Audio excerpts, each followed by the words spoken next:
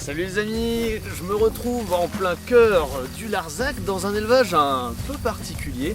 C'est un élevage de cochons et de brebis. C'est dirigé par Nicolas Brahic, c'est la société Luxor. Et je vais aller un petit peu rencontrer Nicolas pour savoir un peu plus sur cette société, sur ce qu'il fait concrètement. Et je crois qu'il y a un rapport avec le buis. Allez, on y va tout de suite.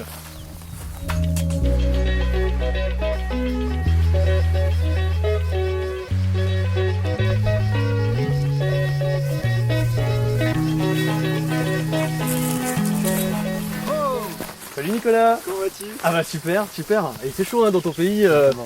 Ah ça cogne un peu, hein, c'est sûr. On est sur le Larzac, hein, c'est ça, en plein cœur du Larzac là. C'est ça, Ouais. mais on est sur la fin du plateau du Larzac, donc le Larzac méridional. D'accord. Et juste derrière nous, on a le massif de la Séranne. Et après, on descend vers les terrasses du Larzac. Donc D'accord. vraiment sur un lieu qui a toujours été habitué et toujours utilisé, on va dire, de façon extensive. D'accord, d'accord. Et puis on remonte donc sur une implantation néolithique, figure-toi. D'accord. Et donc il y a toujours eu des personnes en fait qui ont été là et qui ont Façonné par l'homme. Ouais, ici. d'accord. Et donc un petit rappel un peu historique, on est vraiment Ouais. sur un schéma agro-sylvopastoralisme, donc D'accord. agriculture, sol, Ouais. sylvo-forêt, Pastoralisme, pastoralisme, l'élevage. les élevages. Donc ici on essaye de refaire un peu ce qui se faisait. Et d'ailleurs, je crois que les brebis sont juste à côté, elles prennent ça. l'ombre là, Ouais, elles sont pas aussi folles que Tu veux nous. qu'on aille les voir Allez, ouais, on y Allez, va, c'est parti. on y va.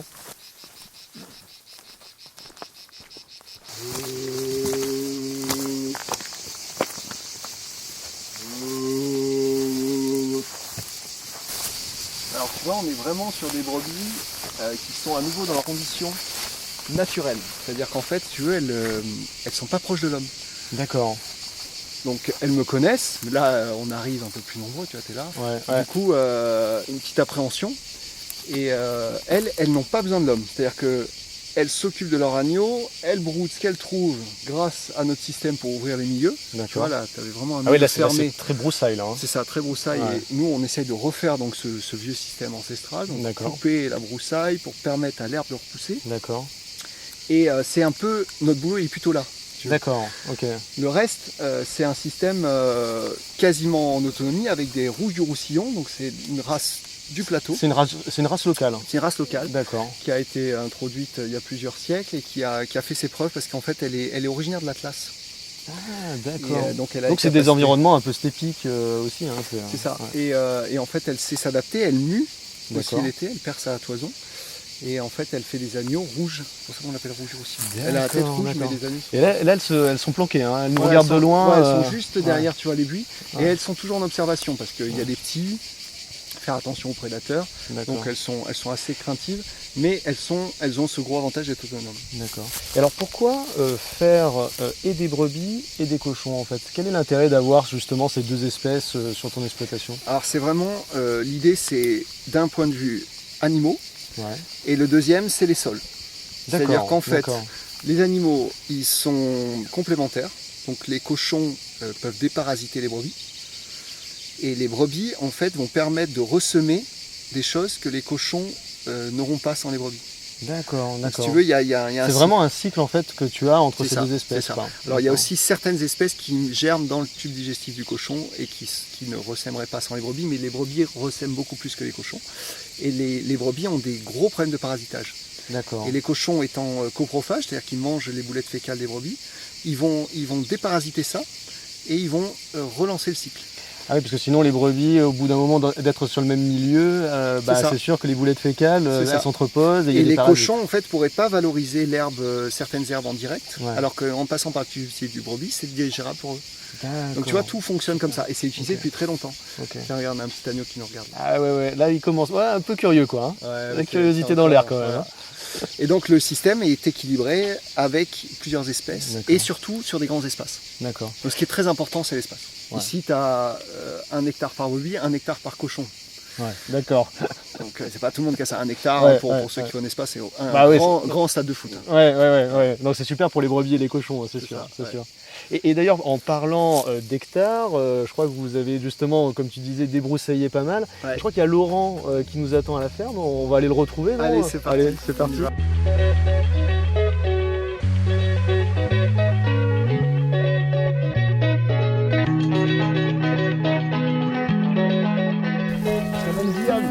Laurent. Salut.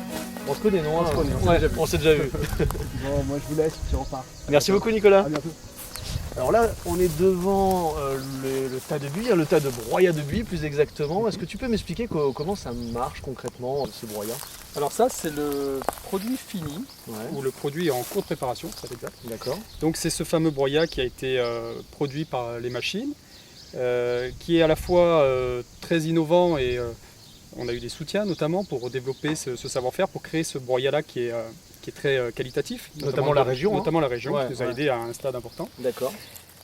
Et qui à la fois est quelque chose qui était un savoir-faire ancestral ici sur le Larzac, parce Ouais, qu'il y a des coupeurs de buis qui faisaient ça il y a quelques siècles, et Nicolas nous l'a expliqué. qui s'en d'ailleurs. servaient pour amender les sols. Voilà. D'accord. Et donc le but du jeu, c'est de réactualiser ce savoir-faire avec les moyens actuels, et donc de créer une matière qui va créer de l'humus et qui va D'accord. apporter de la vie dans les sols.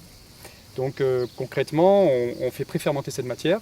Elle est très riche en champignons, en bactéries, en Ouais. micro-organismes, et on la pose sur certains sols qui en ont besoin pour les dépolluer, pour des sols nourriciers, donc des cultures, de la D'accord. vigne, la permaculture, les paysagistes en demandent.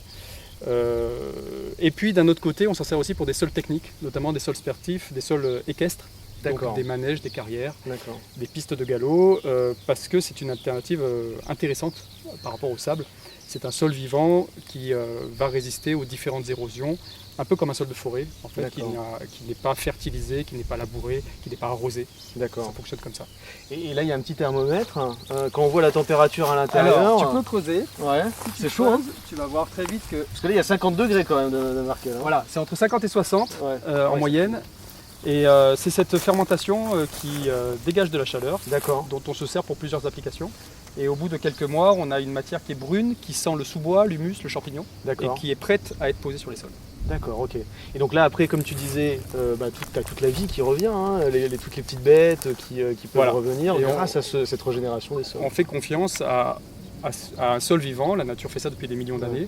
Ce sol vivant sera suffisant pour que les plantes aillent puiser ce dont elles ont besoin à différents stades de leur vie. D'accord. Donc on ne s'occupe pas des plantes, on ne vient pas fertiliser les plantes, on vient plutôt amender un sol ou l'agrader, c'est-à-dire lui apporter de la vie. Et dans une cuillère à café de sol vivant, il y a plus d'organismes vivants que d'humains sur la planète. D'accord, donc c'est extrêmement riche. C'est très riche, très dense. Et est-ce qu'un particulier, il peut acheter par exemple ce type de sol? Alors hein, effectivement, ouais. nous, notre partie, c'est de proposer concrètement une solution pour refaire du sol ou pour créer du sol, Ouais, créer de ouais. l'humus. Il n'y a pas beaucoup de solutions concrètes. Et donc il y a des particuliers ou des professionnels qui nous l'achètent avec des volumes différents. Les particuliers, ça va jusqu'au petit sac. Si vous êtes en ville, vous pouvez Donc faire sur le balcon par exemple. voilà, sur le balcon, les Ouais. jardinières, les plantes d'intérieur, d'extérieur. Et vous avez un sol vivant à petite échelle. Et vous faites aussi un geste citoyen ou politique, je ne sais pas, écologique en faveur des sols vivants, qui D'accord. sont un enjeu important. Merci beaucoup Laurent. À bientôt. Et la semaine prochaine, on se retrouve sur une espèce qui passe par le cos du Larzac en migration. C'est le faucon cresserellette. On en parlera avec un expert, un spécialiste de la Ligue pour la protection des oiseaux. Donc on se retrouve la semaine prochaine. Ciao ciao. Ciao.